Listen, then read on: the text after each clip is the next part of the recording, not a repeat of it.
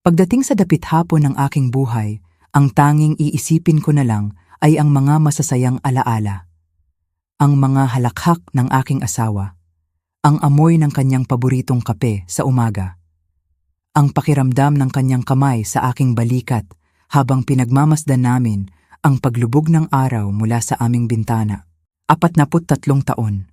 43 taon kaming magkasama ni Ricardo. Sa hirap at ginhawa, sa bawat pagsubok, sa bawat tagumpay, ako ang kanyang anino, ang kanyang sandalan.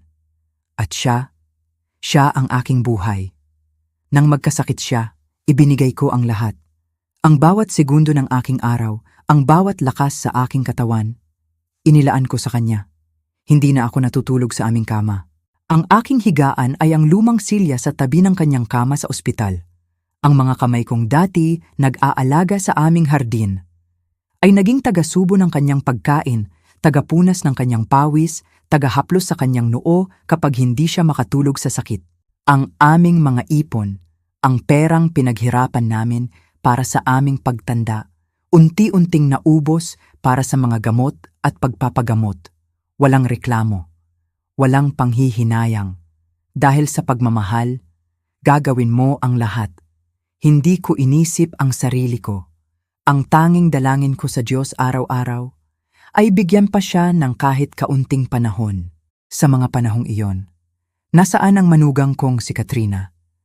Nasaan siya habang ang kanyang biyenan ay unti-unting naglalaho sa aming harapan? Nasa mga business trips. Nasa mga mahahalagang kumperensya sa ibang bansa. Minsan, tatawag siya para lang magtanong kung kumusta na ang sitwasyon. Hindi kumusta na si Papa, kundi kumusta na ang sitwasyon. Na para bang ang aking asawa ay isang negosyong kailangan niyang bantayan. Pero hindi ako nagsalita. Inintindi ko. Marahil, ito ang paraan niya ng pagharap sa sakit. Marahil, abala lang talaga siya. Iyon ang sinasabi ko sa aking sarili para hindi bumigat ang aking dibdib. Ang buong akala ko, pagkatapos ng lahat ng sakripisyo, pagkatapos ng lahat ng pag-aalaga, darating ang panahon ng kapayapaan. Isang tahimik na pagluluksa kasama ang mga alaala ng isang buhay na pinagsaluhan namin ng buo. Ang buong akala ko, pero nagkamali ako. Lubos akong nagkamali. Ang araw ng pagbasa ng testamento, ang araw na iyon ay mas malamig pa kaysa sa araw na inilibing namin si Ricardo. Nasa isang conference room kami sa Makati. Ang hangin ay amoy mamahaling pabango at kasinungalingan. 7 tao, lahat naka-Amerikana. At sa dulo ng mesa, nakaupo ang aking manugang. Si Katrina. Ang buhok niya ay nakapusod ng mahigpit na parang isinara na niya ang kanyang puso sa lahat. Nagsimula siyang magsalita. Ang boses niya kasing lamig ng marmol sa sahig. Binanggit niya ang mga stocks, mga ari-arian sa Tagaytay, ang lahat ng pinaghirapan namin ni Ricardo. Ang pangalan ko, hindi man lang nabanggit. Hanggang sa may isang abogadong nagtanong, at ang parte po ni Ginang Reyes? Huminto ang mundo ko. Ang lahat ay nakatingin sa kanya, naghihintay. Tumingin si Katrina sa kanyang mga papel, hindi sa akin. At sa boses na walang emosyon, sinabi niya ang mga salitang dumurog sa aking pagkatao. Wala nang natitirang distribusyon na nakalaan para sa kanya, sa ilalim ng kasalukuyang dokumento. Ganoon lang, isang pangungusap. At ang 43 taon ng aking buhay, ang lahat ng aking sakripisyo, ang aking pagiging asawa ni Ricardo, ay binura. Parang isang hangin na dumaan sa silid. May isang abogadong nakatingin sa akin, pagkatapos ay kay Katrina, at hindi niya napigilan. Isang maliit na tawa. Isang tawa na puno ng pagtataka. Isang tawa na nagsasabing, seryoso ba siya? Pero si Katrina, wala siyang reaksyon. Tinawag akong pabigat nang hindi gumagamit ng mga salita. Pinalayas ako sa sarili kong buhay, sa harap ng mga taong hindi ko kilala. Wala siyang utang na loob. Ang lahat ng pag-aalaga ko sa kanyang biyenan, ang lahat ng pagmamahal na ibinigay ko, tinapakan niya na parang basura. Sa mga sandaling iyon, hindi ako umiyak, hindi ako nagsisigaw. May isang bagay sa loob ko na nanigas. Isang malamig na bagay. Ang sakit ay napalitan ng isang tanong. Bakit? Bakit tumawa ang abogado? Pag-uwi ko sa bahay na binuo namin ni Ricardo, ang bahay na ngayon ay parang hindi na sa akin. Naramdaman ko ang tunay na kahulugan ng pagiging dayuhan. Bawat sulok ay may alaala niya, pero ang presensya ko, parang bula na naglaho. Ang damit ko, ang mga gamit ko, parang naghihintay na lang na ilagay sa isang itim na basurahan at itapon sa labas. Para akong isang bisitang masyado nang nagtagal. Isang palamunin na kailangan ng umalis. Umupo ako sa dilim, sa katahimikan, at hinayaan kong maramdaman ko ang lahat. Ang pait, ang galit, ang pagtataka. Akala niya ba, tapos na? Akala niya ba, dahil matanda na ako at nag-iisa, ay wala na akong magagawa? Akala niya ba, ang pagiging tahimik ko ay tanda ng pagsuko? Pero hindi nila alam na ang tunay na lakas ay hindi nakikita sa ingay. Nakikita ito sa katahimikan. Tahimik lang ako. Hindi nila alam na ang bawat pader sa bahay na ito ay may kwento. Ang bawat gamit na iniwan ni Ricardo ay may lihim na sinasabi. Nang gabing iyon, hindi ko alam kung bakit, pero dinala ako ng aking mga paa sa study ni Ricardo. Ang silid kung saan niya ginugol ang maraming gabi sa pagtatrabaho. Ang amoy ng lumang papel at libro ay sumalubong sa akin. Ang aking mga kamay, parang may sariling isip. Binuksan nila ang isang drawer na laging umuugong. Ang tunog na dati, nagsasabi sa aking umuwi na siya, ngayon ay parang isang bulong mula sa nakaraan. Sa ilalim ng mga lumang resibo at lapis, may isang bagay doon. Isang bagay na hindi pamilyar. Isang manipis na Manila folder. Walang pangalan. Walang petsa. Isang lihim na naghihintay. Ang alas ko laban sa kanilang kasakiman. Dahil ang kwentong ito ay hindi pa tapos. Sa katunayan, ngayon pa lang ito magsisimula. Akala ni Katrina na panalunan na niya ang lahat sa isang pirma lang. Akala niya ang pera ang magpapanalo sa huli. Pero may isang bagay siyang nakalimutan. Isang bagay na mas makapangyarihan kaysa sa kahit anong halaga ng pera. Ang katotohanan. At sa Pilipinas, naniniwala tayo sa isang bagay na mas tiyak pa kaysa sa batas ng tao, ang batas ng langit. Ang tawag dito ay karma. At ang karma ay hindi nakakalimot. Huli na ang lahat para sa kanyang pagsisisi. Dahil sa huli, darating ang araw ng singilan. At sa araw na iyon, luluhod siya sa aking harapan. Hindi para humingi ng pera, kundi para humingi ng tawad. Ang kwentong ito ay tungkol sa isang laban na hindi ninyo makikita sa korte, kundi sa puso ng isang pamilya. Kung naranasan mo na ang pakiramdam na maging isang estranghero sa sarili mong tahanan, kung naranasan mo na ang sakit ng pagtataksil mula sa taong pinagkatiwalaan mo, i-like at i-share mo ang video na ito at mag-iwan ka ng komento sa ibaba. Sabihin mo sa amin, saan kayo nanonood? Kwentuhan mo ako dahil ang bawat kwento ng sakripisyo ay karapat-dapat marinig at ang bawat pagtataksil ay may katapat na hustisya. Samahan ninyo ako sa pagbubunyag ng katotohanan. Pagkatapos ng araw na iyon sa opisina ng abogado, ang bahay ay naging mas malaki at mas tahimik. Bawat tunog, ang pagpatak ng gripo, ang ugong ng refrigerator, ang pag-aspas ng hangin sa labas, ay parang sumisigaw sa aking pag-iisa. Hindi na ako umiyak. Ang mga luha ko ay parang natuyo, napalitan ng isang malamig at mabigat na pakiramdam sa aking dibdib. Ang sakit ay nandoon pa rin, pero may kasama na itong pagtataka. Isang tanong na paulit-ulit na umalingaw-ngaw sa aking isipan. Bakit? Bakit niya ito ginawa? Ano ang nagawa kong mali? Saan ako nagkulang? Inaalagaan ko si Katrina na parang tunay na anak mula nang ikasal sila ng aking anak na si Ann.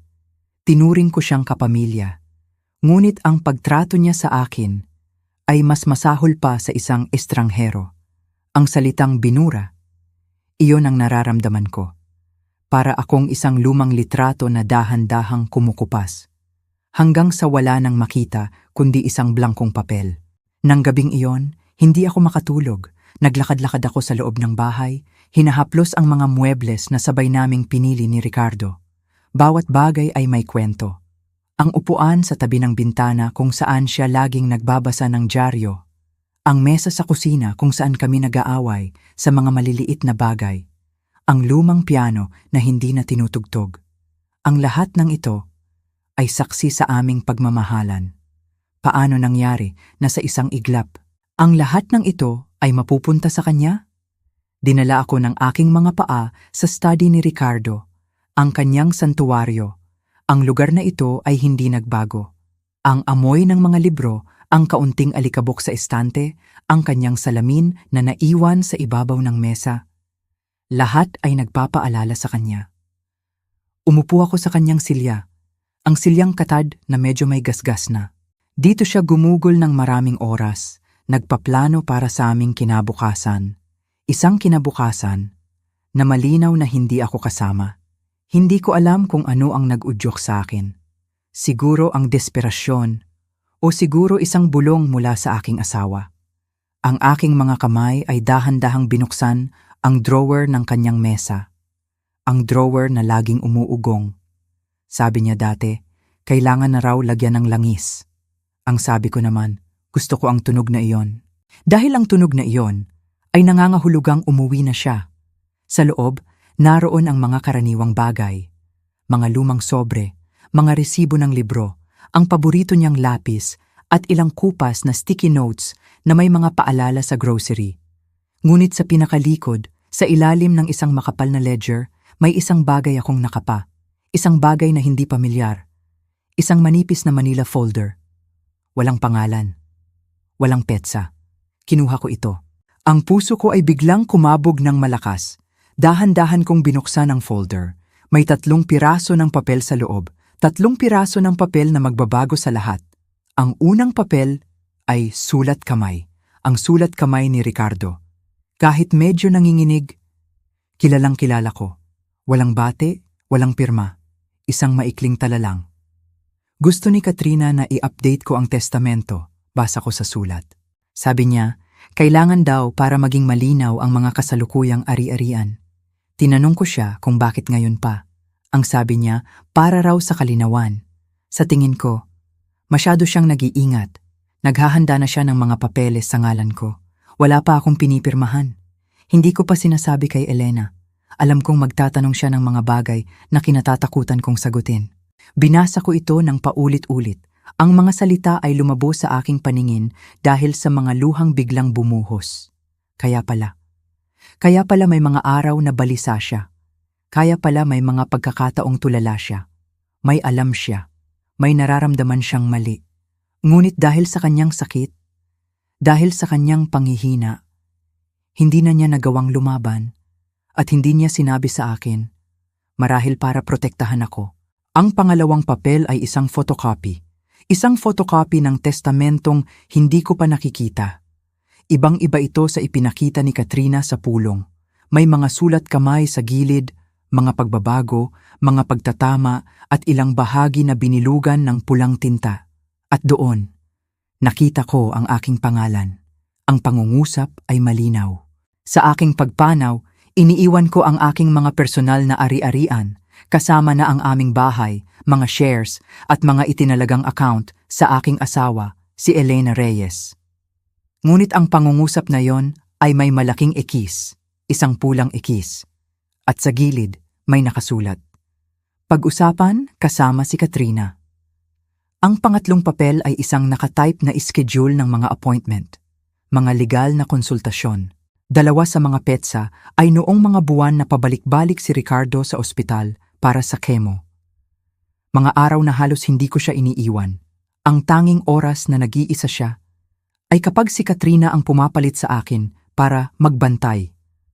Ang manipis na folder na iyon ay parang may bigat ng 1,000 libra sa aking mga kamay. Ipinatong ko ang mga papel sa mesa at sumandal. Ang key sa mesa itaas ko ay parang umiikot. Ang lahat ay nag-uugnay na.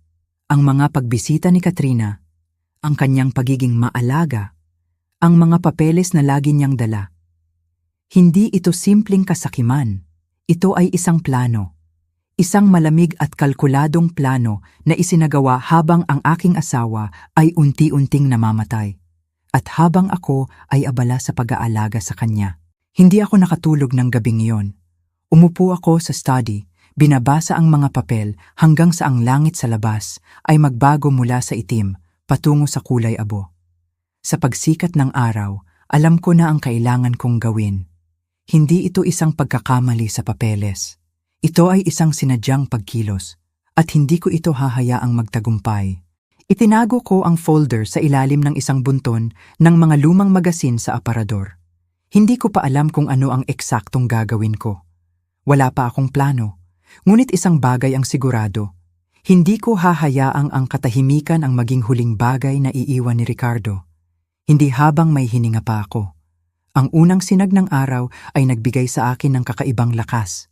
Ang pagluluksa ay napalitan ng isang tahimik na determinasyon. Ang babaeng umupo ng tulala sa pulong ng mga abogado ay wala na. Ang babaeng nakaupo ngayon sa kusina, humihigop ng mainit na kape, ay isang babaeng may misyon. Ang unang taong pumasok sa isip ko ay si Mateo Santos. Si Mateo, matagal na kaming hindi nag-uusap, mula pa noong retirement party ni Ricardo. Si Mateo ay ang kumpadre ni Ricardo, ang kanyang pinakamatapat na kaibigan at kasosyo sa negosyo noon. Isang taong tahimik pero may bigat ang bawat salita. Isang taong pinagkakatiwalaan ni Ricardo. At pinagkakatiwalaan ko rin, kinuha ko ang telepono. Ang mga daliri ko ay bahagyang nanginginig. Paano kung hindi niya ako pansinin? Paano kung isipin niyang nababaliw na ako dahil sa pagluluksa? Nagring ito ng 2 beses bago niya sagutin. Nang sabihin ko ang aking pangalan, may isang sandaling katahimikan sa kabilang linya.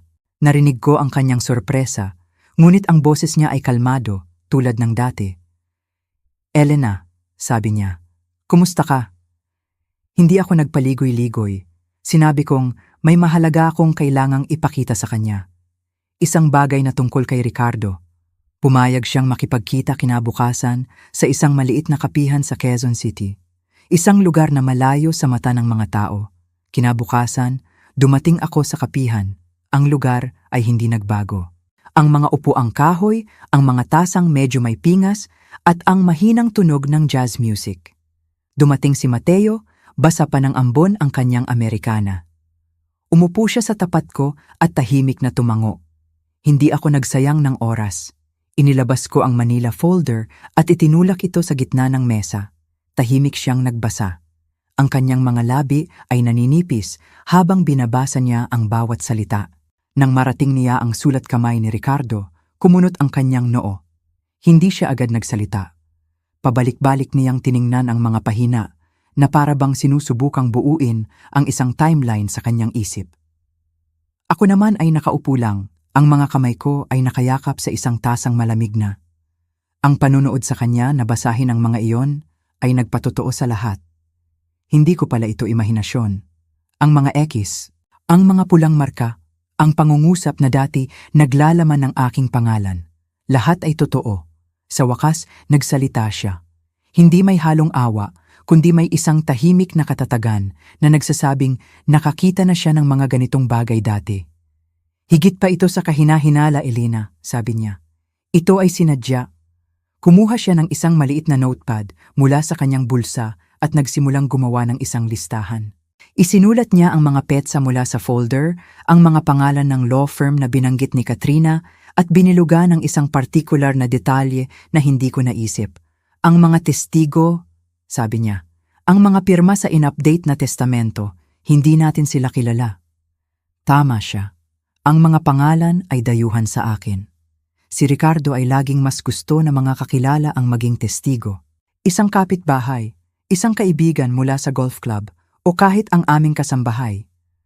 Ang katotohanang si Katrina ay nagdala ng mga testigong tagalabas nang hindi ko alam ay nagdulot ng mas maraming pulang bandila. Nagkasundo kami na mag-iimbestiga ng tahimik. Walang komprontasyon. Hindi pa ngayon. Sinabi ni Mateo na sisimulan niya sa pagpapatunay ng huling bersyon ng testamento na isinampa sa county. Hihiling siya ng mga certified na kopya at ikukumpara ito sa mga tala na mayroon ako. Samantala, ang bilin niya sa akin ay panatilihin ng lahat na parang normal. Pag-uwi sa bahay, inilagay ko ang folder sa isang lockbox kung saan namin itinatago ang aming mga pasaporte at mahahalagang dokumento. Pagkatapos, umupo ako sa lumang mesa ni Ricardo at binuksan ang kanyang kalendaryo. Kinuha na ni Katrina ang karamihan sa kanyang mga gamit. Ang mga libro, ang mga damit, ang kanyang mga golf club. Ngunit ang kalendaryo ay narito pa rin, isang simpleng leather-bound planner na may mga sulat na nakalapis. At doon ko nakita ang pangalan. Mr. David Lim. Nakasulat ito sa isang Martes ng umaga, 2 beses na binilugan. Medyo pamilyar ang pangalan. Isa siyang tax consultant na nakilala ni Ricardo sa isang non-profit na organisasyon, maraming taon na ang nakalipas. Hindi ko na siya nakikita ng matagal. Ngunit ang katotohanang nakipagkita sa kanya si Ricardo habang may sakit at hindi sinabi sa akin, ay mas masakit kaysa sa inaamin ko. Tinawagan ko si Mateo at sinabi sa kanya. Sabi niya, aalamin niya, marahil ay makikipag-ugnayan ng maingat. Kung si Mr. Lim ay naging bahagi ng proseso ng pagpaplano ng ari-arian, kahit sa maikling panahon, maaaring may nakita siyang isang bagay na hindi sinasadyang mapansin ng sinuman. Isang bagay na hindi gustong ipaalam ni Katrina. Ang mga sumunod na araw ay dumaan ng mabagal. Ipinagpatuloy ko ang aking mga gawain na parang walang nagbago. Namalengke, nagdilig ng halaman, dumalo sa book club, bagaman halos hindi ako nagsalita ng linggong iyon. Sa labas, lahat ay mukhang pareho. Ngunit sa loob, ako ay alerto. Nagmamasid, naghihintay. At noong Biyernes, tumawag si Mateo. Nakausap na niya si Mr. David Lim. At ang sinabi niya sa akin ay nagpatigil sa pagtibok ng aking puso. Ang boses ni Mateo sa telepono ay kalmado, ngunit may bigat. Elena, nakausap ko na si Mr. Lim. Humigpit ang hawak ko sa telepono. Anong sabi niya, Mateo? Nag-atubili siya sandali. Naalala ni Mr. Lim ang pagpunta ni Ricardo sa opisina niya. Payat na raw at pagod na pagod, halos hindi na makahawak ng panulat. Nag-usap sila ng halos 1 oras tungkol sa trust. May mga tanong si Ricardo tungkol sa pagpapangalan ng mga benepisyaryo at pagsisiguro ng pangmatagalang proteksyon. Para sa iyo, naramdaman kong may namuong luha sa aking mga mata. Kahit sa kanyang kahinaan, ako pa rin ang iniisip niya. Pero sabi ni Mr. Lim, pagpapatuloy ni Mateo, tila nag-aalangan si Ricardo.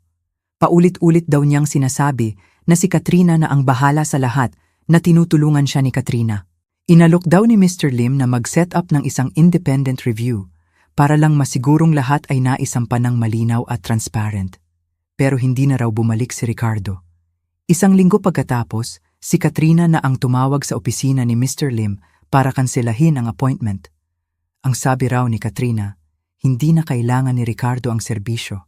Huminto si Mateo, hinahayaan akong namnamin ang impormasyong iyon. Ang ibig sabihin, sinadya ni Katrina na ilayo si Ricardo sa kahit sinong maaaring magbigay ng payo na hindi pabor sa kanya. Hinaharangan niya ang lahat ng daan. Nasa kanya pa rin daw ang mga intake notes, sabi ni Mateo. Hindi ito legal na dokumento, pero pinapatunayan nito na may mga alalahanin si Ricardo. Pinapakita nito ang kanyang intensyon, ang kanyang pagdududa, at iyon ay maaaring sapat na para magbukas ng isang formal na investigasyon. Nagpasalamat ako sa kanya at ibinaba ang telepono. Umupo ako sa gilid ng kama, hawak pa rin ang telepono matagal pagkatapos ng tawag. Ang sakit ay bumalik. Ngunit ngayon ay may kasama na itong galit, isang malamig at tahimik na galit. Hindi lang ito tungkol sa pera. Ito ay tungkol sa pagtataksil. Isang pagtataksil sa tiwala ng isang taong may sakit at nanghihina. Nang gabing iyon, kinuha ko ang isang lumang photo album. Hindi para sa nostalgia, kundi para sa kalinawan. Tiningnan ko ang mga larawan ni Ricardo sa mga family event, mga holiday, mga hapunan kasama ang mga kaibigan. At sa halos bawat larawan, naroon si Katrina sa likuran. Nakangiti, tumutulong, palaging malapit. Dati, ang tingin ko sa kanya ay tapat at mapagmahal. Ngunit ngayon, hindi ko na maalis sa isip ko ang ibang bagay. Ang maingat na pagpoposisyon, ang paraan kung paano niya laging nagagawang siya ang mapagkatiwalaan sa mga logistics, sa mga dokumento, sa mga plano.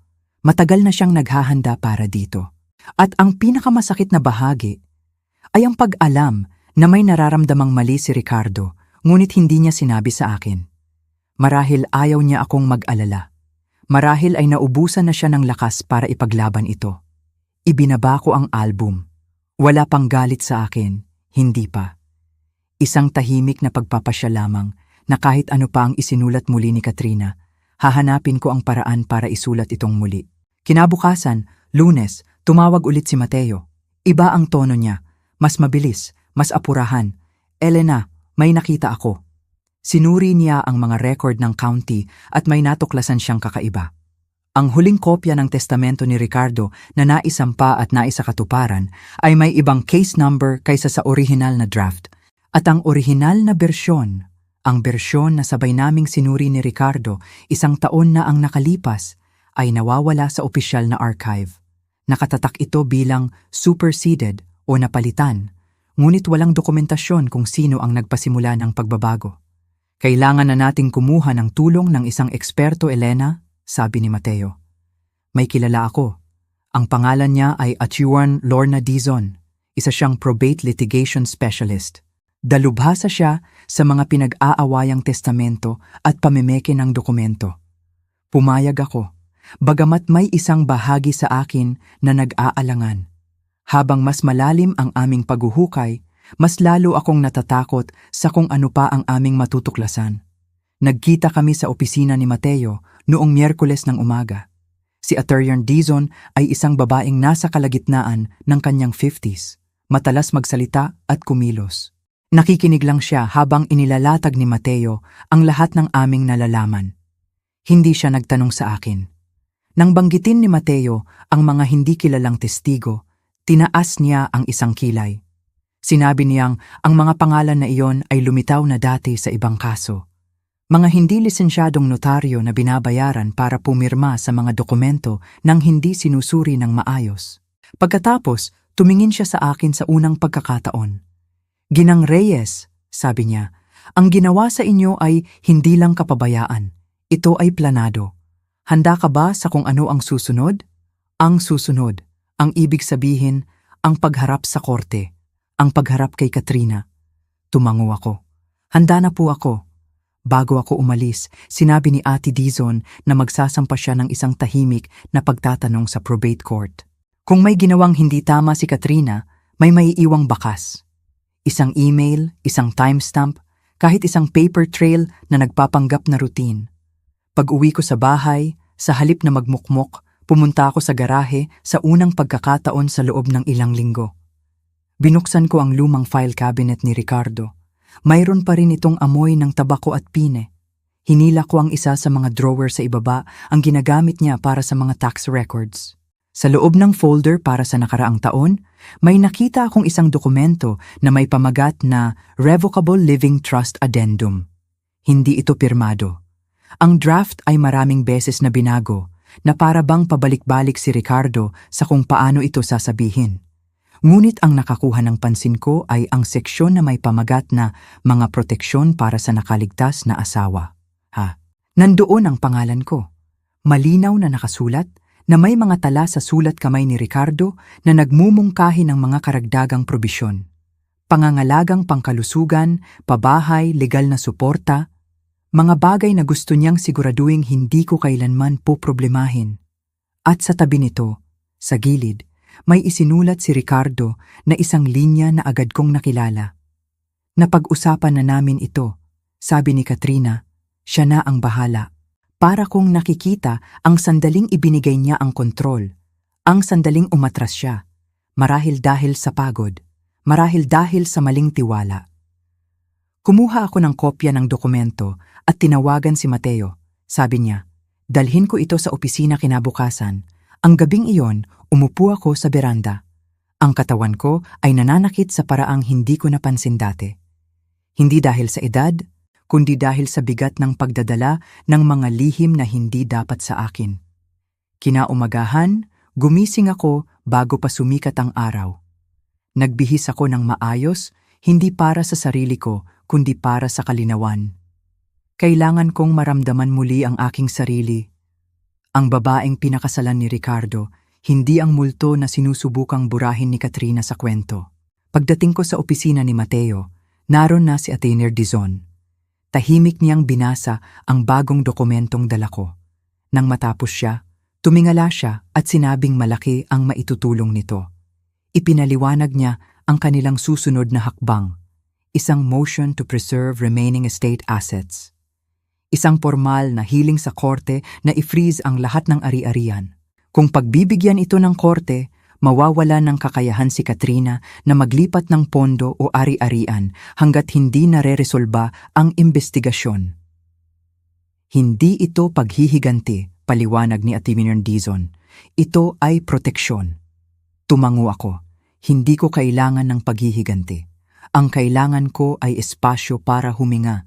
At ang pagkakataong alalahanin si Ricardo, hindi bilang isang taong iniwan ako, kundi bilang isang taong sumubok at marahil ay nabigo na protektahan ako sa huli. Kung isinulat niyang muli ang mga tuntunin ng aming buhay, kung gayon, isusulat ko naman ang pagtatapos sa aking sariling mga tuntunin. Tahimik, sinadya at magsisimula na ito ngayon. Makalipas ang 3 araw, tumawag si Atener Dizon na may balita. Ang mosyon para i-freeze ang ari-arian ay naaprubahan. Ito ay isang pansamantalang utos, ngunit nangangahulugan itong hindi na makakagalaw si Katrina nang hindi nalalaman ng korte. Hindi ako masyadong nagsalita nang sabihin niya sa akin. Huminga lang ako ng malalim. Ito ang unang matibay na hakbang pasulong. Nang hapong iyon, nakatanggap ako ng isang sobre sa aking mail. Walang return address. Sa loob ay isang piraso ng papel, isang nakaprint na imbitasyon.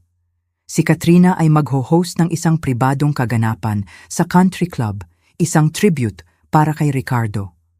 Mga cocktail, pagkain at isang charity auction sa kanyang pangalan. Ang petsa, 4 na araw na lang mula ngayon. Tinitigan ko ito ng matagal. Walang abiso, walang tawag, walang text. Ngunit may lakas ng loob siyang padalhan ako ng isang makintab na imbitasyon na parang isa akong ordinaryong bisita. At hindi ang babaeng kasama ni Ricardo sa loob ng 43 taon. Hindi ko ito itinapon. Itinago ko ito sa drawer. At nang gabing iyon, tinawagan ko si Mateo. Sinabi kong gusto kong dumalo. Hindi siya nagtanong kung bakit. Sasama ako sa'yo, alok niya. Wag na Mateo, sabi ko. Kaya ko na ito. Hindi ito tungkol sa komprontasyon, hindi pa. Ito ay tungkol sa presensya. Tungkol sa pagtayo sa isang silid kung saan sinubukan ng isang tao na burahin ako. Nang dumating ang Sabado, nagbihis ako ng maingat. Isang navy blue na pantalon, isang blusang seda na binili sa akin ni Ricardo para sa aming ika-35 anibersaryo. Isang manipis na kadenang pilak, walang dramatiko, walang maingay, ngunit lahat ay sinadya. Puno na ang parking lot ng country club pagdating ko. Sa loob, ang silid ay maliwanag. May isang malaking larawan ni Ricardo na naka-frame sa ginto malapit sa bar. Ito yung larawang pinilit ni Katrina na gamitin para sa obituaryo. Yung larawan kung saan mukha siyang pagod, ang ngiti niya ay mahina. Ayaw ko sa litratong iyon. Si Katrina ay nasa gitna ng lahat, elegante at kalmado. Nang makita niya ako, ang kanyang ekspresyon ay kumibot ng 1 segundo. Isang kislap ng sorpresa. Pagkatapos, ngumiti siya. Tumango lang ako. Lumapit ako sa isang mesa kung saan nakadisplay ang mga item para sa auction. Mga paboritong bagay ni Ricardo ang nakasulat. Isang pirmadong baseball, isang vintage na pluma, isang unang edisyon ng nobela na ibinigay ko sa kanya noong kaarawan niya. Hinawakan ko ang gilid ng libro. Ang pangalan ko, wala saan man sa label. Umatras ako. May isang lalaking lumapit, isa sa mga dating business partner ni Ricardo. Mabait siyang nagsalita, natutuwang makita ako. Pagkatapos, tinanong niya kung paano ko pinamamahalaan ang ari-arian, kung mayroon na ba akong ginawang pagbabago sa mga pondo. Natigilan ako. Inakala niyang ako pa rin ang trustee. Nang sabihin kong hindi, na inalis ako bago pa man pumanaw si Ricardo, nagbago ang kanyang mukha. Isang bahagyang pagkalito, isang magalang na pagkailang. Pagkatapos, tumango siya at lumayo. Hindi ito malaking bagay, ngunit may sinabi ito sa akin. Hindi sinabi ni Katrina sa lahat ang buong katotohanan. Nagtagal lang ako ng isa pang 20 minuto, sapat na para makausap ang isa sa mga matatandang kasamahan ni Ricardo sa board. Nabanggit niya na parang wala lang na nakatanggap siya ng email mula kay Katrina ilang linggo bago pumanaw si Ricardo. Ang email ay naglalaman ng mga mungkahi para sa mga donasyon at ang pariralang mga responsibilidad ng managing partner. Nagpasalamat ako, ngumiti at nagpaalam. Pagbalik sa kotse, umupo ako ng patay ang makina. Doon nagkristal ang lahat. Hindi naghintay si Katrina na pumanaw si Ricardo. Sinimulan na niya ang transisyon habang humihinga pa ang aking asawa. Ginamit niya ang kanyang sakit bilang takip, ang kanyang tiwala bilang puhunan, at ang aking katahimikan bilang pahintulot. Ngunit ang katahimikan na iyon ay magwawakas na. Kinabukasan, nakipagkita ako kina Mateo at Attorney Dizon. Ibinigay ko sa kanila ang aking mga tala. Bawat parirala, bawat hindi pagkakapare-pareho. Sumandal si Attorney Dizon, nag-iisip. Ito ay higit pa sa isang financial violation, sabi niya. Ito ngayon ay tumuturo sa sinadyang pagpaplano at posibleng pamimilit. Sumang-ayon si Mateo. Magsisimula na silang i-draft ang isang mosyon para kontrahin ang testamento, hindi lang para sa aking parte, kundi para sa integridad ng huling habilin ni Ricardo. Umalis ako sa kanilang opisina at naglakad pa uwi. Bawat hakbang ay isang paalala kung sino pa rin ako. Ang asawa, ang testigo, ang naiwan pagkatapos kumupas ang palakpakan, at ngayon ang handa ng magsalita. Ang imbitasyon ay nakapatong sa aking mesa sa loob ng 3 araw, makintab at malamig. Isang paanyaya sa isang pagtatanghal, isang dula kung saan ang bida ay ang aking manugang at ang tema ay ang kanyang pekeng pagluluksa. Sa bawat pagtingin ko rito, nararamdaman ko ang pag-aalinlangan. Isang bahagi sa akin ang gustong manatili na lang sa bahay, sa katahimikan, malayo sa kanyang pagkukunwari. Para saan pa? Para saktan lang muli ang sarili? Ngunit may isa pang bahagi sa akin. Isang mas malakas na tinig na bumubulong mula sa kaibuturan ng aking puso. Ang nagsasabing, kailangan kong pumunta. Kailangan kong makita ang teatro na kanyang itinayo. Kailangan kong marinig ang mga kasinungalingan mula mismo sa kanyang bibig. Hindi para gumawa ng eksena, hindi para makipagtalo, kundi para mangalap ng katotohanan sa gitna ng mga kasinungalingan, para maunawaan kung gaano kalalim ang kanyang panlilinlang. Nagpasya ako, pupunta ako, hindi bilang isang biktima, kundi bilang isang tagamasid.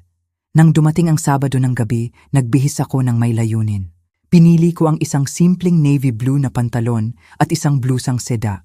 Ang blusang iyon may espesyal na kahulugan. Regalo iyon sa akin ni Ricardo para sa aming ika-35 anibersaryo. Ang pagsuot nito ay parang pagdadala ng isang piraso niya. Isinuot ko rin ang isang manipis na kwintas na pilak na lagi kong suot. Walang marangya, walang nakakasilaw. Ang nais ko lang ay maging ako. Ang asawa ni Ricardo, hindi ang kaawa-awang byuda na marahil ay inaasahan nilang makita.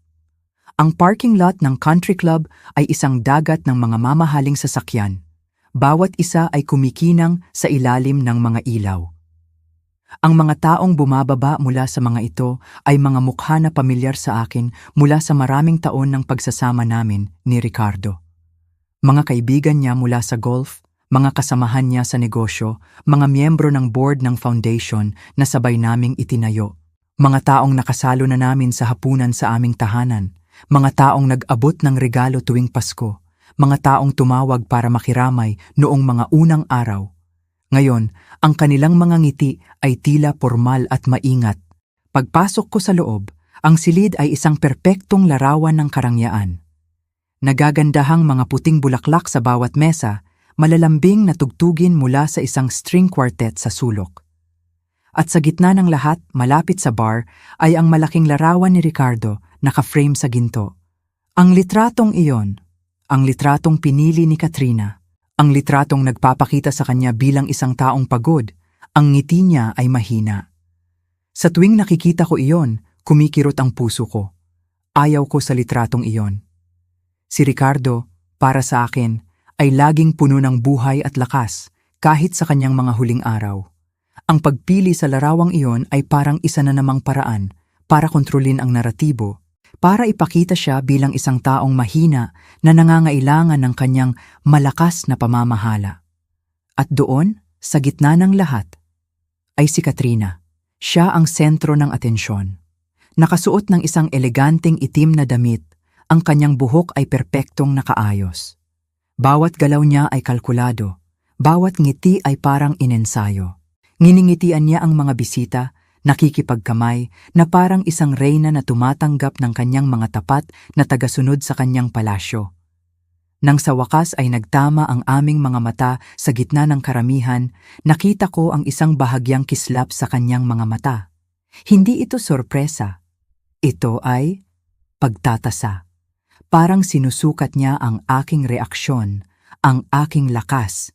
Ngunit mabilis itong nawala, napalitan ng isang ngiting pilit, isang maskara ng pagiging magalang.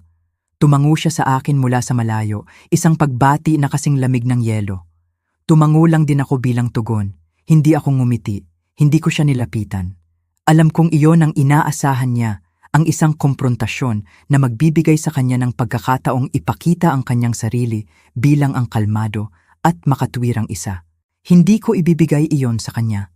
Sa halip, naglakad ako papunta sa isang mas tahimik na bahagi ng silid, kung saan nakadisplay ang mga gamit para sa charity auction. Mga paboritong bagay ni Ricardo, ang nakasulat sa isang maliit na placard na gawa sa tanso. Nandoon ang isang lumang pluma na lagi niyang ginagamit, isang pirmadong baseball mula sa kanyang paboritong manlalaro at isang libro.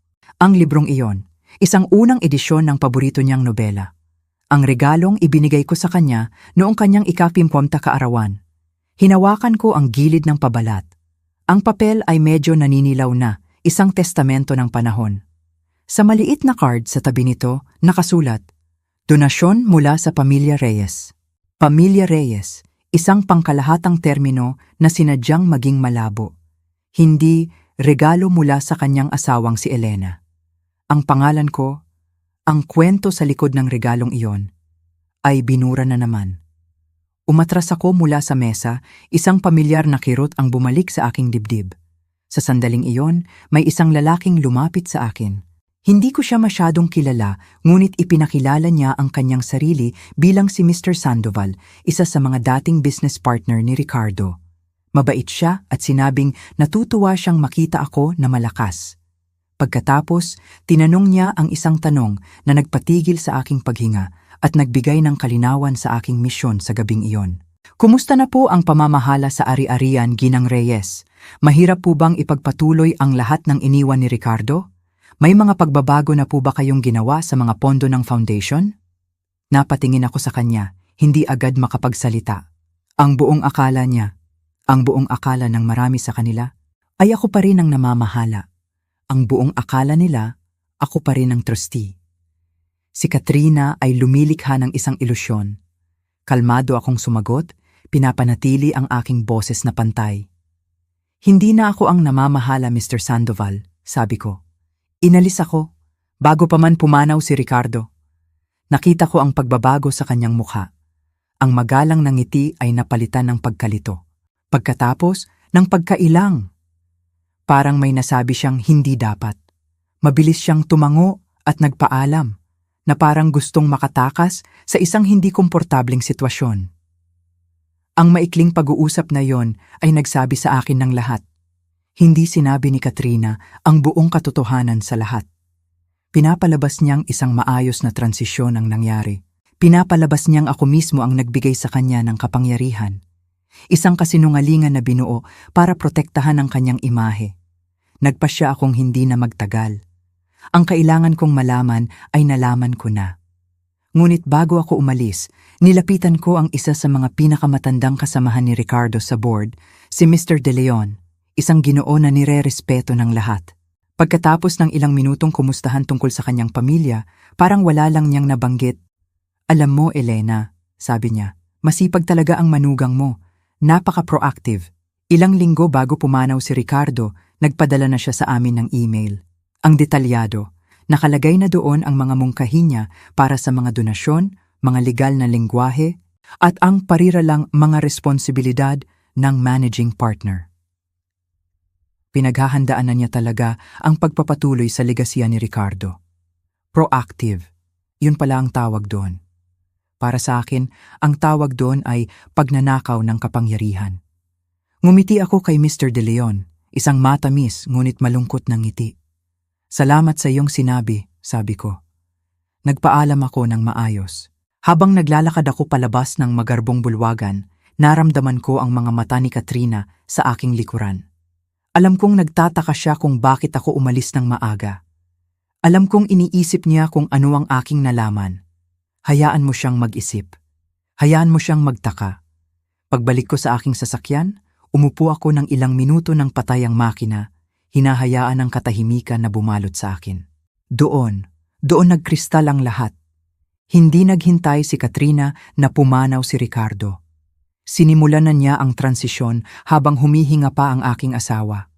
Ginamit niya ang kanyang sakit bilang takip, ang kanyang tiwala bilang puhunan, at ang aking katahimikan bilang pahintulot. Ngunit ang katahimikan na iyon ay magwawakas na.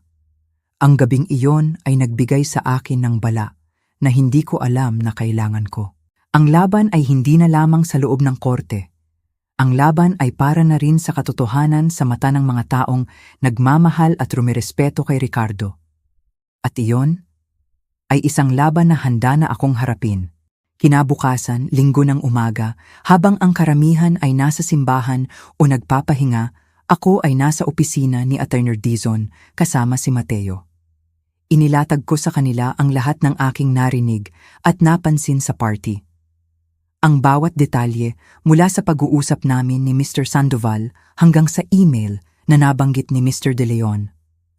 Habang ako'y nagsasalita, si Attorney Dizon ay tahimik na nagsusulat sa kanyang legal pad. Si Mateo naman ay nakikinig nang may pag-aalala sa kanyang mukha. Nang matapos ako, sumandal si Attorney Dizon sa kanyang silya. Ito ay nagpapatibay sa ating kaso, sabi niya. Hindi na lang ito tungkol sa isang questionableng testamento. Ito ay tungkol sa isang pattern ng undue influence at premeditation. Si Katrina ay kumikilos na parang siya na ang may-ari bago pa man mawala si Ricardo. Dahil sa mga bagong impormasyon, nagpasya si Attorney Dizon na oras na para isampa ang formal na petisyon para kontrahin ang testamento. Sa loob ng sumunod na linggo, ang opisina nila ay naging abala. Ang bawat ebidensya na aming nakalap, ang sulat kamay ni Ricardo, ang mga tala ni Mr. Lim, ang mga inconsistency sa petsa, ang mga testimonya mula sa party, ay maingat na inayos at isinama sa kaso. Ang pakiramdam ay parang nagbubuo kami ng isang malaking pader, bawat piraso ng ebidensya ay isang block. Ngunit alam naming may kulang pa, kailangan namin ng isang bagay na direktang mag-uugnay kay Katrina sa pandaraya.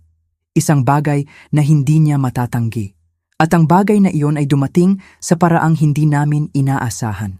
Isang hapon, halos 2 linggo pagkatapos ng party, nakatanggap ng tawag si Attorney Dizon. Isang babae. Nagpakilala siyang si Ana Cruz, isang dating legal assistant sa law firm kung saan nagtatrabaho si Katrina.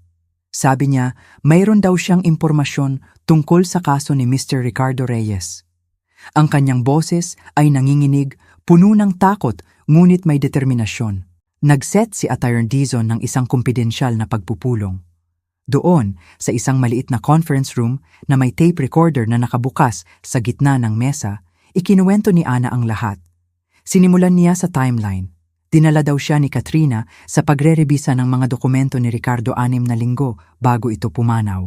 Sa simula pa lang, naramdaman na raw ni Ana na may kakaiba. Masyadong mabilis ang lahat, ang mga karaniwang proseso, tulad ng mga pulong sa pagitan ng kliyente at mga abogado, mga notarized na pagkilala, ay nilalaktawan. Lahat daw ay minamadali ni Katrina. Ang pinakamatinding revelasyon ay dumating nang ikwento niya ang isang gabi kung kailan napilitan siyang mag-overtime. Pabalik na sana siya para kunin ang kanyang jacket nang makita niya si Katrina at isa pang staff sa loob ng conference room. Sa mesa, may isang salansan ng mga dokumento, mga hindi pa napipirmahang dokumento. Pinakiusapan daw siya ni Katrina na maging testigo sa isang pirma.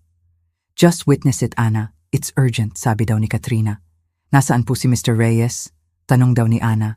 Ang sagot daw ni Katrina ay mabilis at kaswal. "He just stepped out. Kailangan na itong matapos.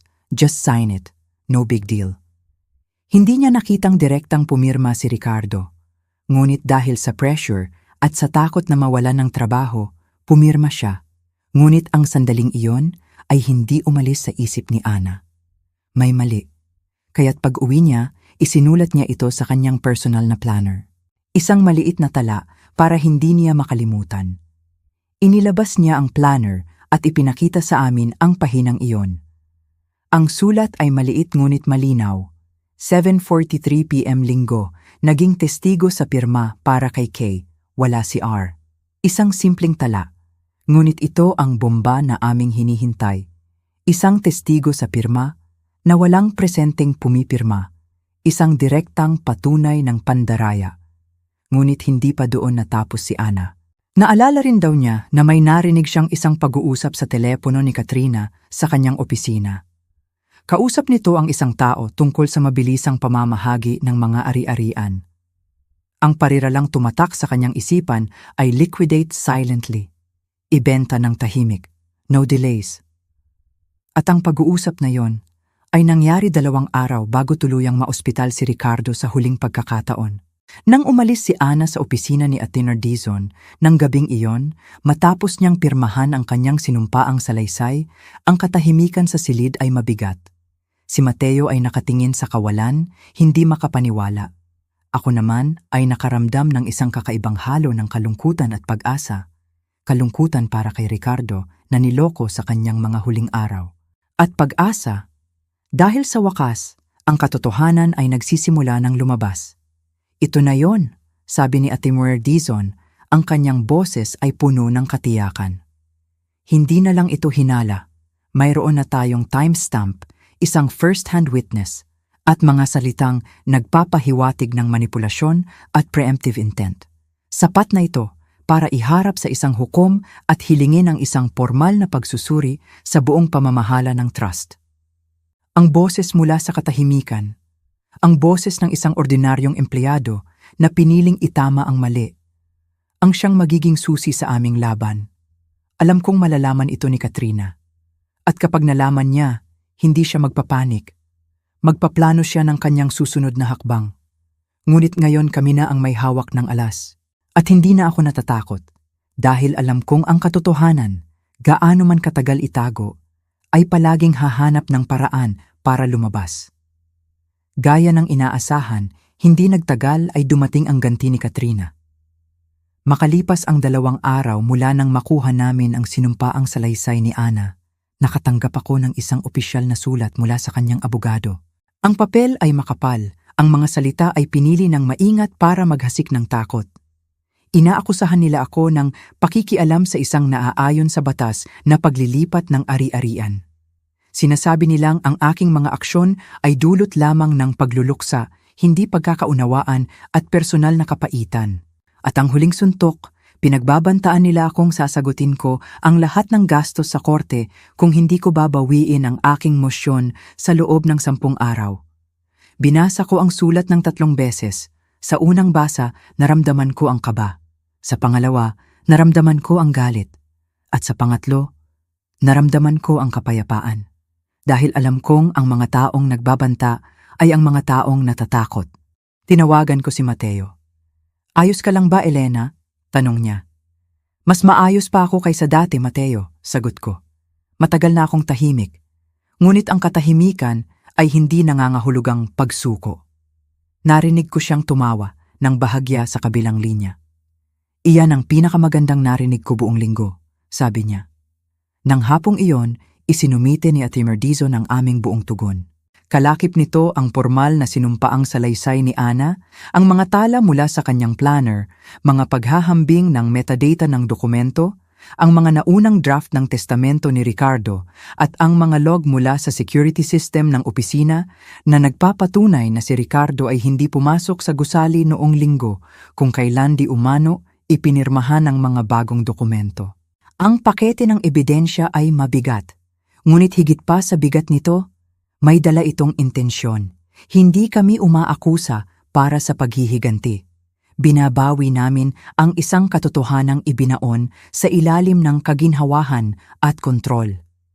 Pagkatapos noon, isang kakaibang katahimikan ang bumalot. Ngunit alam naming lahat na ito ang katahimikan bago ang bagyo. At ang bagyo ay dumating sa anyo ng isang cream-colored na sobre. Walang selyo, isinilid lang sa aking pintuan. Hindi ito direktang galing kay Katrina syempre, galing ito sa estate board. Isang opisyal na pagpupulong ang gaganapin sa bagong opisina ng foundation para formal na tapusin ang paglipat ng executive authority. Walang pagbanggit sa demanda. Walang pagbanggit sa aking pagtutol. Tanging ang tono ng katapusan. Ito ay isang pagtatanghal ng kapangyarihan. Gusto ni Katrina na panoorin ko siyang umupo sa upuang dati katabi ko. Gusto niyang makita ko siyang ngumiti na parang napanalunan niya ito ng patas. Tinawagan ko si Atty. Sir Dizon at sinabing dadalo ako. Nag-alala si Mateo, ngunit sinabi ko sa kanyang huwag mag-alala. Hindi ako gagawa ng eksena. Kailangan ko lang makita. Kailangan kong maramdaman ang distansya sa pagitan ng kung sino ako dati at kung sino ako ngayon. Nang Huwebes na iyon, dumating ako ng 5 minuto bago ang takdang oras. Ang bagong opisina ng foundation ay isang salamin na kahon sa gitna ng Makati. Puro marmol ang sahig at tahimik ang mga elevator. Dinala ako ng isang receptionist sa conference room. Nakilala ko ang ilang mga mukha, mga ginoong nakatrabaho ni Ricardo sa kanilang mga proyekto. Mga ginang na dating yumayakap sa akin sa mga banquet. Lahat sila ay ngumiti sa akin. Mga ngiting magalang, kontrolado. Ngunit walang nagtanong kung saan ako nanggaling sa mga nakalipas na buwan. At sa dulo ng mahabang mesa, nakaupo si Katrina. Ang kanyang suot ay isang dark blue suit. Ang kanyang buhok ay perpektong nakatali. Ang kapangyarihan ay nakabihis sa katahimikan. Nang makita niya ako, ang kanyang ngiti ay halos hindi gumalaw. Isang kislap ng sorpresa. Pagkatapos, poise ulit. Tumango ako at umupo sa bakanteng silya sa kabilang dulo. Nagsimula ang pulong, mga formalidad, mga ulat tungkol sa mga donasyon. Nakikinig lang ako sa katahimikan nang marating nila ang item na may markang Transition of Executive Oversight. Tumikhim si Katrina. Nagsimula siyang magpasalamat sa lahat para sa kanilang suporta. Nagsalita siya tungkol sa bisyon ni Ricardo, tungkol sa pagpapatuloy, tungkol sa bigat ng responsibilidad. Ito ay isang talumpating mahusay na inensayo. Pagkatapos, sinabi niya ang isang bagay na nagpatigil sa silid. Tumingin siya sa aking direksyon. Pinasalamatan niya ako. Sinabi niyang ako ang tumayo sa tabi ni Ricardo sa mga unang taon, na ako ang tumulong maglatag ng pundasyon. Ngunit pagkatapos, sinabi niya ang parira lang hinding-hindi ko malilimutan. At ngayon, sa inyong grasya, ipagpapatuloy ko ito. Sa inyong grasya. Para bang ako ang yumuko? Para bang ako ang nag-abot nito sa kanya? Para bang ito ay isang regalo mula sa akin? Nanatili akong tahimik, ganap na tahimik. Pagkatapos, dahan-dahan kong kinuha ang isang sobre mula sa aking bag. Tahimik, ipinasa ko ito sa ginoong katabi ko. Si Mr. De Leon, ang pinakamatandang kaibigan ni Ricardo na nasa board pa rin. Naguguluhan siyang tumingin sa akin, ngunit kinuha niya ito. Sa loob ng sobre ay isang notarized na kopya ng sinumpaang salaysay ni Ana Cruz, kasama ang isang maikling buod mula sa legal brief ni Atty. Dizon. At isang kopya ng pahina mula sa orihinal na trust agreement na may pulang X na gawa ni Katrina. Hindi siya nagsalita. Tiningnan niya ang mga papel. Nakita ko ang pagbabago sa kanyang mukha. Pagkatapos, ipinasa niya ito sa susunod na tao. At sa susunod. At sa susunod. Ang sobre ay naglakbay sa paligid ng mesa na parang isang tahimik na bomba. Napansin ni Katrina ang nangyayari. Ang kanyang ngiti ay nanigas. Ang kanyang mga kamay ay tumigil sa paggalaw. Hindi ako tumaas ng boses. Hindi ako nagpaliwanag. Hinayaan ko lang ang papel na maglakbay. Nang marating nito ang dulo ng mesa, tumayo ako. Salamat sa imbitasyon, sabi ko. Ang boses ko ay kalmado at malinaw. Ang aking abogado ay makikipag-ugnayan kung sino man dito ay nangangailangan ng karagdagang paglilinaw. At naglakad ako palabas. Hindi nagmamadali, hindi galit. Malinaw lang. Habang paalis ako, narinig ko ang isang mahinang kaguluhan na nagsisimula sa aking likuran. Hindi ko na kailangang lumingon. Alam kong ang tahimik na digmaan sa boardroom ay napanalunan ko na. Umuwi ako na bukas ang bintana ng kotse, hinahayaan ang ingay ng syudad na pumasok. Hindi ko naramdaman ang tagumpay. Ang naramdaman ko ay kaluwagan. Isang malaking bigat ang nabunot mula sa aking mga balikat. Nang gabing iyon, tumawag si Attorney Dizon.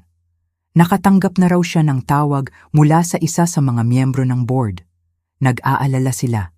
Nais nilang magkaroon ng isang hiwalay na panloob na pagsusuri bago ituloy ang anumang pinal na paglilipat ng awtoridad. Sinabi ni Mateo ang pinakamagandang buod nito. Ang sandaling iyon sa mesa ay hindi isang komprontasyon. Ito ay isang redirection. Inaasahan ni Katrina na ako ay maglalaho. Hindi niya inaasahan na darating ako dala ang katotohanan. Sa mga sumunod na araw, ang mga bagay ay nagbago muli. Tahimik, ngunit makabuluhan. Ipinagpaliban ng board ang kanilang boto. Ang abogado ni Katrina ay nanahimik. Isang kahilingan ang ginawa para sa isang neutral na third party upang suriin ang mga pinagtatalunang pagbabago. Kahit na walang mangyari dito sa legal na aspeto, ang mantsa ay nandoon na. Ang duda, ang pag-aalinlangan. At sa espasyong iyon, natagpuan ko ang isang bagay na hindi ko naramdaman sa loob ng maraming buwan. Balanse. Noong Sabado, kinuha ko ang lumang file box ni Ricardo mula sa study. Ang file box na naglalaman ng orihinal na charter ng foundation, ang kanyang mga tala sa mga programa ng mentorship, ang unang grant proposal na isinulat niya. Binasa ko ang bawat pahina ng dahan-dahan. Pagkatapos, inimpake ko ang mga ito at tinawagan si Mateo. Gusto kong ma-archive ang mga ito ng maayos.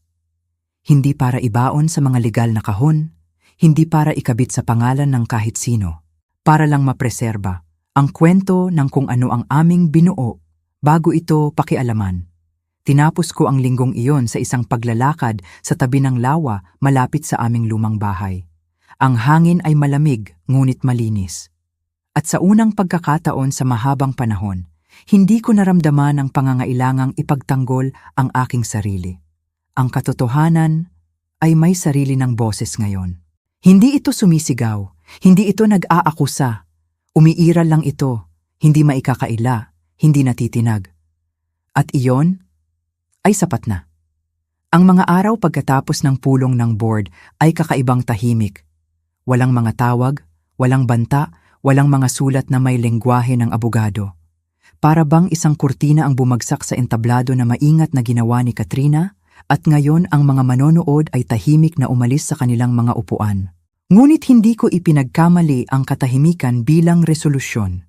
Nagbabala sa akin si Attorney Dizon na ang mga sandaling ito ay madalas na pinaka-estratehiko. Kapag ang mga bagay ay nanahimik, nangangahulugan ito na ang mga tao ay nagre-regroup. Isang linggo ng hapon, tumawag si Attorney Dizon. Nakatanggap daw siya ng isang hindi inaasahang email mula sa legal team ni Katrina.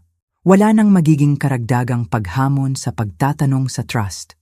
Sa katunayan, si Katrina ay umaatras na sa kanyang posisyon bilang managing executive ng foundation ng tuluyan. Walang pag-amin ng pagkakamali. Tanging isang pahayag tungkol sa pagpapanatili ng reputasyon ng foundation at paggalang sa legasya ni Ricardo. Hindi ako nagdiwang, hindi ako tumawag kaninuman. Naglakad lang ako sa labas na may dalang coat at hinayaan ang hangin ng taglamig na tumama sa aking mukha. Malamig, tapat, at naglilinaw. Sa huling pagpupulong namin ni Ate Dizon, inilatag niya ang lahat ng mga susunod na hakbang na maaari naming ituloy kung gusto kong formal na humingi ng danyos o restitusyon. Nagpasalamat ako sa kanya, ngunit sinabi kong hindi na. Hindi ako interesado na pahabain pa ang mga bagay-bagay. Hindi dahil pinatawad ko na si Katrina, kundi dahil napanalunan ko na ang bahaging pinakamahalaga sa akin. Nabawi ko ang aking pangalan mula sa isang dokumentong sumubok na burahin ito. Naipasok ko muli ang aking sarili sa isang kasaysayang tumulong akong buuin. At higit sa lahat, tumanggi akong maging maliit sa mata ng sarili kong kwento. Nang gabing iyon, umupo ako sa aking study at binuksan ang isang drawer na hindi ko ginalaw sa loob ng maraming taon. Sa loob, may mga sulat kamay mula kay Ricardo, ilang mga liham, mga lumang resibo sa paglalakbay. Mayroon ding isang selyadong sobre na hindi ko nakilala, walang label, nakatago lang sa likod ng isang lumang ledger. Dahan-dahan ko itong binuksan. Sa loob ay isang kopya ng isang mas naunang testamento. May petsang 1 taon bago ang revision na isinampa ni Katrina. Dito, idinetalye ni Ricardo ang mga tiyak na hiling tungkol sa foundation, sa trust, at sa aking tungkulin bilang panghabambuhay na co-trustee. May mga pahina ng mga tala na isinulat sa mga gilid, mga personal na parirala, mga pagbanggit sa mga biyahe na aming ginawa. Ang aking mga mata ay namasa habang binabasa ko ang huling talata. Isinulat niya na anuman ang mangyari, nais niyang ang mga pagpapahalagang binuo namin ng magkasama ay manatili sa kaibuturan ng lahat ng bagay na gagawin ng foundation. Na ang pamilya ay hindi tungkol sa mga apelyido o dugo. Ito ay tungkol sa pananatili sa tabi ng isa't isa sa katahimikan kapag walang nanonood. Pinirmahan niya ito ng panulat. Walang testigo. Intensyon lang. Umupo ako hawak ang papel na yon hanggang sa magdilim ang silid. Kinabukasan, dinala ko ang dokumento kay Mateo at hiniling sa kanya na i-archive ito. Hindi para sa ebidensya, hindi para sa anumang korte. Para lang sa kasaysayan. Ang tunay na testamento, hindi ng yaman, kundi ng pagmamahal. At sa wakas, naramdaman ko ang kapayapaan, ang tunay na kapayapaan. 1 buwan na ang lumipas mula ng formal na umatras si Katrina. At sa loob ng 1 buwang iyon, ang mundo sa paligid ko ay unti-unting lumambot sa mga paraang hindi ko inaasahan. Wala nang mga petsa ng pagdinig sa korte na kailangang markahan sa kalendaryo. Wala nang mga tawag mula sa mga abogado na naghihintay ng aking desisyon. Wala nang bigat ng mga dokumento at pirma na kailangang suriin. Dahil dito, nagsimula akong kumilos ng iba. Ang aking mga umaga ay nagsimulang maging mas mabagal. Hindi ko na inaabot ang aking planner bago pa man maubos ang aking kape. Uupo ako sa aming sunroom na may lumang kumot ni Ricardo sa aking mga binti habang ang liwanag ng araw ay dahan-dahang gumagapang sa sahig. Hinahayaan kong ang katahimikan ay maging sapat na. Ang katahimikang iyon na pagtanto ko ay hindi ang kawalan ng gulo. Ito ang gantimpala sa pagharap dito. Isang hapon, dumaan si Ate Mary Dizon para ihatid ang isang huling pakete. Karamihan dito ay mga pormalidad na lang. Siya na ang nag-asikaso sa pagsasara ng mga pagtatanong, pagtatala ng mga pahayag, at pagsisigurong ang aking papel sa orihinal na trust ay kinilala at naisampa sa pampublikong talaan. Tapos na. Wala nang kailangang hamunin. Hindi kami gaanong nag-usap ng araw na yon. Binigyan niya ako ng isang malambot na ngiti, iniabot ang sobre, at naupo kami ng ilang minuto nang hindi nagsasalita. May mga pagkakaunawaan na hindi na kailangan ng salita. Bago siya umalis, tumayo siya at marahang pinisil ang aking kamay. Isang kilos na nagsasabing, natapos na natin ito. Pagkaalis niya, inilagay ko ang folder sa pinakamataas na drawer ng mesa ni Ricardo. Hindi nakakandado, inilagay lang na parang ito ay talagang kabilang doon, kasama ng kanyang mga tala at tahimik na paninindigan. Nang weekend na iyon, dinalaw ko ang Hardin sa likod ng community center na tinulungan naming punduhan maraming taon na ang nakalipas.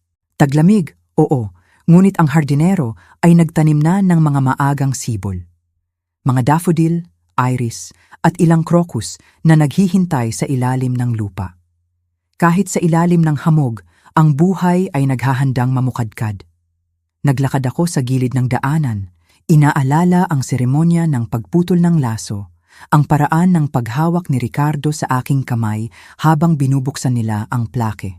Naroon pa rin ito, medyo kupas na ngayon, ngunit matatag. Tulad namin, Nakasulat dito bilang parangal sa mga nagtatanim para sa isang kinabukasang maaaring hindi na nila makita. May mga pagkakataon sa mga nakalipas na buwan na natakot akong ang kinabukasang iyon ay nabura na. Ngunit hindi pala. Ito ay nabaon lamang sa ilalim ng pagmamataas at ambisyon. At ngayon, ito ay nahukay muli. Kalaunan ng linggong iyon, nakatanggap ako ng isang sulat. Galing ito sa isa sa mga batang scholar na naging bahagi ng aming unang inisyatibo sa edukasyon. Nabalitaan daw niya ang mga pagbabago sa foundation. Gusto niyang ipaalam sa akin kung gaano kalaki ang ipinagbago ng kanyang buhay dahil sa grant na natanggap niya maraming taon na ang nakalipas. Ngayon, nagtatrabaho na siya sa isang lokal na non-profit, tinutulungan ang mga batang babae mula sa mga kapitbahayan na tulad ng kanyang kinalakhan. Ang kanyang sulat ay maikli ngunit makapangyarihan. Hindi niya alam ang buong kwento. Hindi niya kailangang malaman. Ang mahalaga ay ang isang bagay na aming sinimulan ay umabot sa kanya. At ngayon, ipinapasa niya ito sa iba. Nang gabing iyon, umupo ako sa aking kusina at tumingin sa paligid. Ito ang parehong espasyo kung saan minsan ay naramdaman kong ako'y isinara, hindi nakikita at walang boses. Ngunit ngayon, ang katahimikan ay iba na. Ngayon, ito ay puno. Puno ng alaala, kalinawan at kapayapaan. Wala akong sinunog na tulay. Tumanggi lang akong maglaho. Ang tagsibol ay dumating ng dahan-dahan ng taong iyon. Ang mga daffodil sa community garden ang unang namukadkad, sinundan ng malambot na pamumula ng mga tulip sa labas ng opisina ng foundation. Hindi na ako madalas pumunta doon, sapat lang para maramdaman ang koneksyon, sapat lang para maalala. Isang umaga, nakatanggap ako ng isang maliit na imbitasyon sa aking mail. Cream-colored na sobre, naka-emboss na mga letra.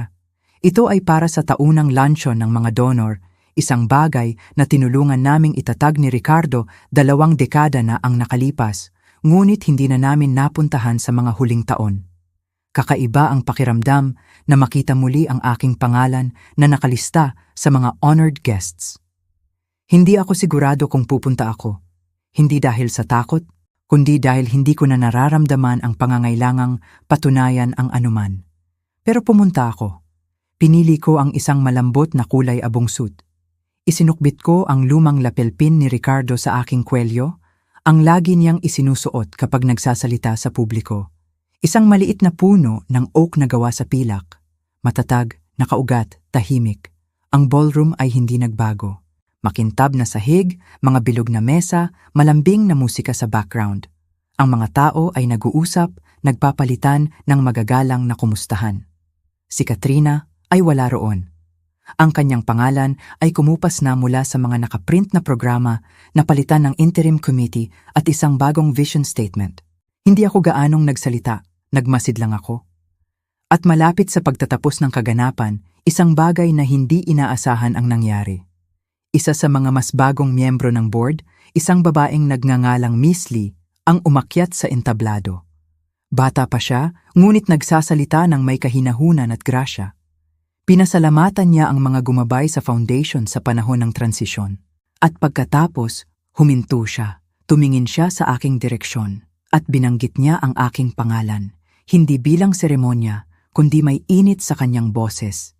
Nagsalita siya sandali tungkol sa mga unang araw, tungkol sa orihinal na misyon ni Ricardo, at tungkol sa tahimik na lakas ng mga nagtaguyod sa misyong iyon sa gitna ng mga bagyo. Pagkatapos bumaba siya at ang buong silid ay lumingon sa akin sa isang alon ng magiliw na palakpakan. Tumayo ako sandali at tumango ako. Hindi para sa pagkilala, hindi para sa atensyon, kundi bilang isang huling kilos, isang maliit na pagkilala na ang mahabang daan na aking nilakad ay hindi na nakatago. May pangalan na ito ngayon. At iyon ay sapat na. Umuwi akong mag-isa ng gabing iyon. Naglakad ako. Dinaanan ko ang lumang bookstore kung saan laging humihinto si Ricardo tuwing linggo. Ngumiti ako nang makita kong inilagay nila ang isang kopya ng kanyang paboritong nobela sa window display.